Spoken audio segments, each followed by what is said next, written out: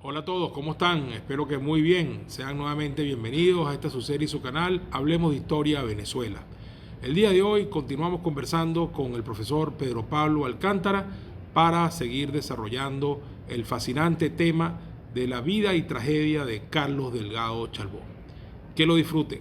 Muchas gracias. Lo que hoy conocemos como la democracia venezolana, que arranca en 1958, hubiese podido arrancar en 1948 si no hubiese sido interrumpida de la manera en que fue interrumpida. ¿Mm? Permíteme decirte algo, el hombre que iba a hacer esa transición era justamente Delgado Chalbó.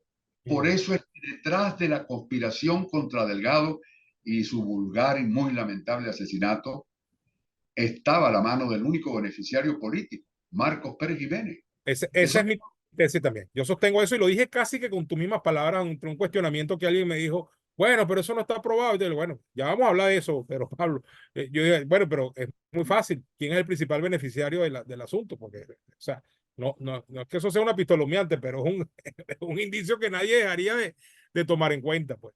Ahora, pero Pablo, te interrumpí por esto, disculpa. Que para ya saltar al episodio de la tragedia del Delgado y lo que ocurre allí, que sobre todo es interesante buscar las causas, ¿no? ¿Por qué se pudo haber originado eso? Y tú nombraste la palabra transición, que me parece que es la clave de todo este asunto. Pero voy solamente para aclarar este detalle histórico, pero Pablo, el tema de que fue Delgado el que ya una vez Gallego fuera, es el que le dice a los otros ya, oh, tico, pero aquí el más antiguo soy yo, porque creo que los tres tenían el mismo rango. Los tres eran tenientes coroneles para el momento, pero Delgado era más antiguo, de eso no había duda. Es así que él puso eso sobre la mesa para imponerse como presidente de la Junta. los militares, entre sus códigos de comportamiento, sostienen uno que me parece que es muy útil para la institución, que es que el antiguo tiene un respeto particular por quienes tienen menos años de servicio en la fuerza. Eso era tácito. Yo creo que ni siquiera, posiblemente por la naturaleza de Delgado, eso debió haber sido parte de alguna discusión. Ellos entendían que Delgado, que venía de ser el ministro de la Defensa, evidentemente ocupaba una posición, un rango distinto al de ellos y que debería ser el que encabezara el triunvirato, pero en ese célebre documento de 1949, esa locución de Delgado, también él habla de que Venezuela debe buscar una salida para encontrar un camino que permita una solución en términos democráticos, en términos de apertura, una especie de reconciliación entre los venezolanos mediante la convocatoria de un proceso electoral. E incluso alguna gente muy avisada del tema político, como Jovito Villalba, yo no tengo la menor duda que podrían haber pensado en una transición encabezada por el propio Delgado Charbot, quien colgaría su uniforme y se presentaría como un candidato civil. Ya lo había hecho López Contreras y lo había hecho el propio Beirán Garita, de manera que no era novedad. No olvidemos que frente a la realidad sociológica y cultural en Venezuela, este hombre, Delgado Chalbó, venía de una formación francesa, una formación de alta calidad intelectual, además combinada con el hecho de que fue egresado de la Escuela de Ingenieros de Versalles, que era una institución también de alto reconocimiento en el mundo castrense.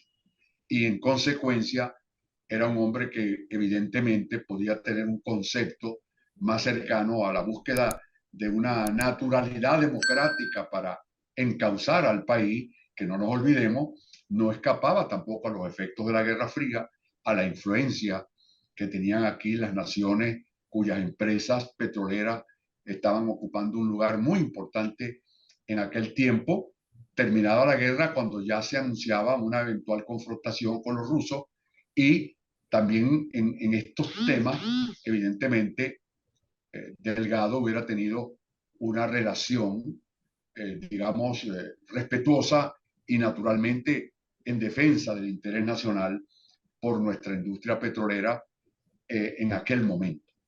Por eso es que el beneficiario de estos eventos, que fue Marcos Pérez Jiménez, en un crimen que a esta altura Solo se sabe por la investigación judicial quiénes fueron responsabilizados, pero los autores intelectuales permanecen en la sombra todavía. Y debo decirte que en el año 54, Lucía Levine, que era la esposa de Delgado Chalbó, le envió una carta muy enérgica a Marcos Pérez Jiménez exigiéndole resultados de la investigación, determinación de quiénes eran los responsables intelectuales. Y le dijo en un tono muy contundente, cuestión a la que ha sido imposible llegar porque usted ha dirigido personalmente la investigación. Y al dirigirla, quien evidentemente tenía más bien que dar explicaciones, los resultados nunca fueron conocidos en Venezuela y esa situación, esa gravísima crisis, ese magnicidio, el único de la historia del país, permanece aún sin solución y sin respuesta. Sí. Hay un libro famoso sobre el sumario de ese expediente. Este, yo conservo, eh, pero Pablo, un papelito que en plena clandestinidad, Ruiz Pineda le mandó a mi padre a través de un tercero, pidiéndole justamente que tratara de contactar a una persona, solamente me acuerdo de su nombre, no me acuerdo el apellido, se llamaba Nicanor. Y Ruiz Pineda lo que quería era obtener de primera mano algunas investigaciones que este señor había hecho para poder él también tener más elementos de juicio sobre lo que había pasado con Delgado Chalbó en el año de 1950, ¿no? Por cierto que ese papelito lo firma es con una A. Yo sé que era Ruiz Pineda porque mi padre me lo contó y me dijo, esa A es porque él se hacía llamar Alfredo en la clandestinidad. Entonces los papelitos entre los compañeros y los colaboradores cercanos los trataba con su seudónimo, con su apodo de dirigente clandestino y en ningún caso con su nombre real, ¿no? Este, pero bueno, ese libro es muy interesante, que tiene que ver con todo el asesinato de Delgado Chalbó y bueno, es materia obligatoria para poder entender todo esto. Ahora, pero Pablo, ya que dijiste todo lo que dijiste, yo coincido contigo en, como ya lo dije anteriormente, en lo de la tesis de que Pérez Jiménez es abierta y de manera clara el principal beneficiario de lo que ocurrió. Por lo tanto, es difícil no imaginarse y no pensar que a la hora de la verdad todo pudo haber salido de allí y que efectivamente así fue. Era un hombre con poder, era miembro de la Junta, tenía ya problemas recurrentes con Delgado, veía en Delgado tal vez una antítesis o por lo menos no una alineación completa de lo que era su propio proyecto. Tú acabas de nombrar una palabra importante, transición. Parecía que Delgado quería guiar el país hacia una desembocadura al final democrática y electoral, mientras que Pérez Jiménez tenía un plan que claramente lo ejecutó en los años siguientes, que era tomar él el poder y gobernar con las Fuerzas Armadas. Este, eh, Creo que en eso coincidimos todos.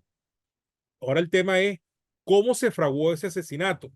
Quisiera que le dedicáramos los próximos minutos a eso, cómo se fraguó aunque realmente pareciera que no, la intención primaria no era el asesinato, sino cómo se fraguó eh, la conspiración contra Delgado y cómo ocurre ese secuestro de aquel día de 1950 y por qué termina lo que termina, que es simplemente, bueno, alguien disparándole a Delgado a mansalva y obviamente con su subsecuente episodio que es nada más y nada menos que la muerte y el magnicidio de Delgado Chalbó. Hablemos un poco de eso, pero Pablo, te lo pido. Debo decirte que esa circunstancia nació de las intentonas de un par de personajes llamados, uno de ellos Antonio Aranguren, quien fue socio de negocios de Antonio Pimentel, aquel célebre compadre de Juan Vicente Gómez, que fue socio también en actividades de distinta índole agropecuaria, comercial, etcétera. Y Franco Quijano, un especialista en fraudes electorales. Ambas personas intentaron acercarse a Delgado Chalbaud e incluso en el evento en el cual el general Urbina bautiza a sus hijos, invita a estos tres personajes a su casa y le propone a Delgado Chalbaud un conjunto de iniciativas económicas, comerciales, y Delgado Chalbaud le dice, yo no estoy aquí para este tipo de planteamiento, usted se ha equivocado conmigo. Te quiero decir, Delgado Chalbaud y el general Urbina eran compadres, porque ese día Quijano, Aranguren y Delgado Chalbaud estaban bautizando tres hijos que no tenían el sacramento de el general Urbina y de su esposa en su residencia.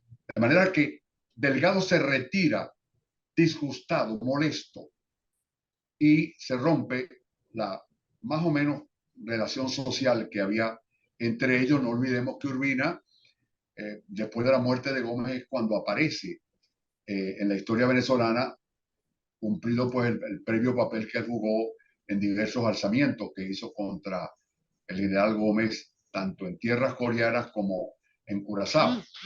Ahora bien, esta situación es lo que da pábulo, da razón a Urbina para un eventual acercamiento que él en ese documento que tú indicas, en ese libro que el gobierno publicó y después mandó a recoger, porque había cabos sueltos por todas partes, él dice de su amistad con Pérez Jiménez, de lo que Pérez Jiménez le había planteado, que era la retención del teniente coronel Delgado Chalbaud con la finalidad de expulsarlo del país, de obligarlo a que firmara una renuncia. Es decir, de acuerdo a su testimonio, el objetivo no era asesinarlo. No contaron ellos con que Delgado era un hombre de valor personal. El teniente de navío, que era su edecán, el teniente eh, Bacalao Lara, era otro hombre valiente, otro hombre guapo, y cuando lo llevan a la quinta propiedad de Aranguren, en la calle La Cinta, en las Mercedes, para tratar de combinarlo a que o firme la renuncia o a que acepte, como se dijo posteriormente, salir del país en un avión que iba a decolar desde la Carlota, entonces se produce un forcejeo entre el teniente Bacalao Lara y uno de los hombres, Carlos Mijares, de los hombres que están participando en el evento a las órdenes de Urbina, y también de Domingo Urbina, otro sujeto de pésimos antecedentes que venía de Coro, un hombre violento, y en el forcejeo se produce el disparo accidental que hiere a Urbina en un tobillo y que va a ser posteriormente su causa de muerte, y luego el, el forcejeo entre el teniente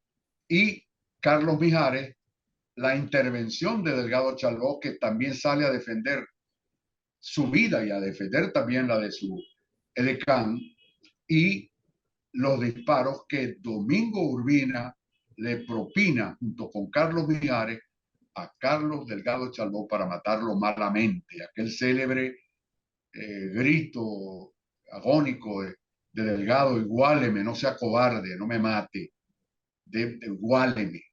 Es decir, esa es una situación muy dolorosa en lo personal. Pero para los efectos de la historia, esa vida cegada trágicamente cumplió el doloroso periplo también de la muerte violenta de su padre por una acción armada cuando también pierde la vida. De manera Sí. pues que hay que señalar aquí que esa es una dolorosa tragedia impropia del pueblo venezolano. El pueblo venezolano nunca propició salidas con ese nivel de violencia. Es el primer caso en la historia y por lo tanto lo doloroso es que sus autores intelectuales no hayan podido ser descubiertos y por lo menos recibir el veredicto de culpables por parte de la historia para reivindicar el derecho a la vida que tiene que ser respetado y que tiene que ser objeto del más solícito cuidado de todos los ciudadanos venezolanos en relación con sus congéneres, con sus compatriotas, con sus iguales como ciudadanos de esta república. Mm. Bueno, muy interesante este repaso, pero Pablo, yo sí entendía que ese tiro que recibe Urbina en el pie, que obviamente es un tiro totalmente accidental, había provocado todo lo demás, todo lo que vino. Se puso muy nervioso. Ahora tú me aclaras que casi que de inmediato, perdón, su hermano y otro de los que estaba allí se encargan de acribillar a Delgado, que está además en ese forcejeo. Yo entendía también que Delgado ya había forcejeado antes, incluso en el mismo momento del secuestro, y que en el carro donde lo traían para llevarlo a la calle La Cinta, venía prácticamente era forcejeando con los secuestradores dentro del vehículo, ¿no? O sea que Delgado, evidentemente, aparte de ser un hombre valiente, claramente forcejeó y se resistió a eso en todo momento, ¿no?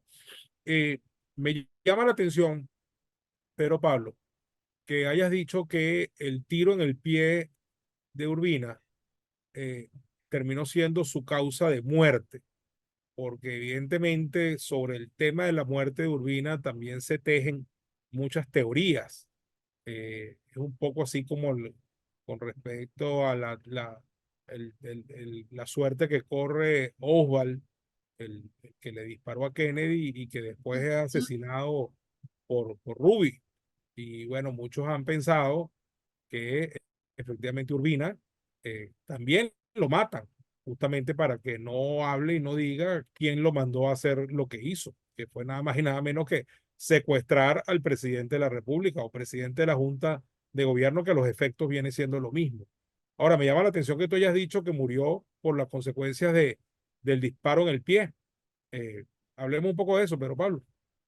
Mira, todos los testimonios de los testigos, la viuda de Urbina, el embajador de Nicaragua, todos evidencian que cuando él es llevado a la embajada, tiene un derrame muy notable de sangre. Recuerda tú que en las piernas está la femoral y están otras arterias que son muy vulnerables no solamente al derrame rápido de altos volúmenes de sangre, sino que la naturaleza de esa estructura arterial, cuando se produce una herida, entonces se distienden y si no reciben atención médica inmediata, si no hay un torniquete, si no hay una intervención quirúrgica, se puede ser muy difícil volver a recuperar la unidad de la arteria para evitar que continúe el derrame sanguíneo. Yo no tengo la menor duda, se corrió la voz de que lo habían ajusticiado cuando lo llevaban por una curva por allá cerca del Atlántico, en Katia, lo llevaban a la cárcel modelo, pero yo creo que virtualmente Urbina salió casi muerto de la embajada y si no recibía atención médica, que lamentablemente no la recibió, no sobrevivía. Parece que era más útil Urbina muerto que Urbina vivo. Y eso también es un elemento porque ¿quién sabía más que Urbina? Los nexos de Urbina directamente con Antonio Aranguren, los nexos de Urbina con Franco Quijano, la alusión constante que él hacía de su amistad con Pérez Jiménez, la carta que él le mandó a Pérez Jiménez. De manera que todo habla de una conspiración donde posiblemente el objetivo no era el asesinato, era la reducción de Delgado Charbón mediante la coacción de una renuncia o embarcarlo en un avión y sacarlo del país, cosa que hubiera sido complicadísima, porque un hombre que esté, como tú muy bien has dicho, forcejeando en el propio carro que lo llevan secuestrado, pues tampoco garantizaba que a la hora de montarse en un avión no hiciera un conjunto de acciones defensivas tratando de impedir que lo secuestraran tan malamente como pretendieron hacerlo. De modo pues que este es un evento muy trágico, muy lamentable, insisto, porque creo que es un deber en la medida, en el alcance de lo que nosotros podamos investigar sobre sucesos de este tipo.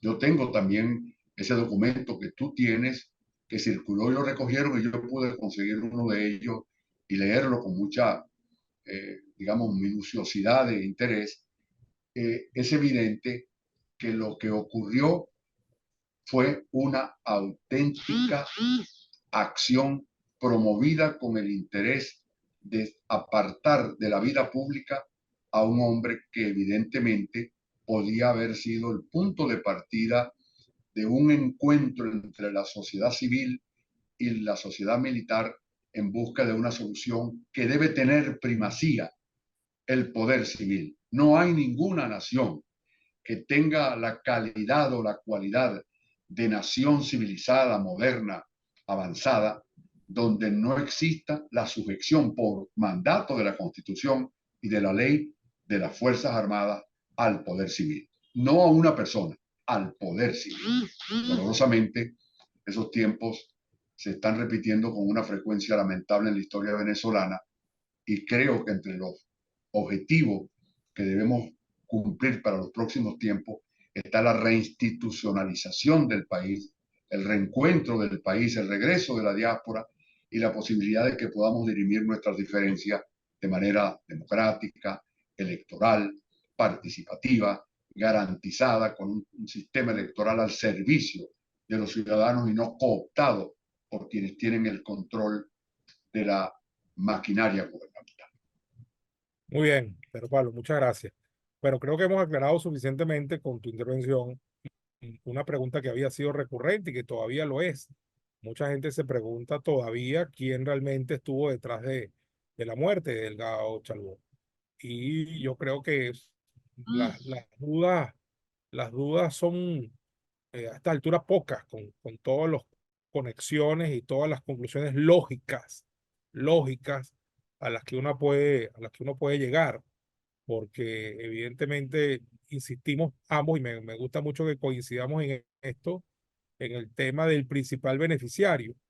Además que no es un principal beneficiario cualquiera, es un principal beneficiario con poder, con recursos, con conexiones, amigo público de quien dirigió la operación. Es decir, eh, si uno quiere una pistola humeante, no, mira, aquí está donde le da la orden, pues probablemente eso no existe, pero si uno quiere atar caos de una manera lógica, pues uno llega a conclusiones lógicas, que es lo que justamente estamos haciendo aquí.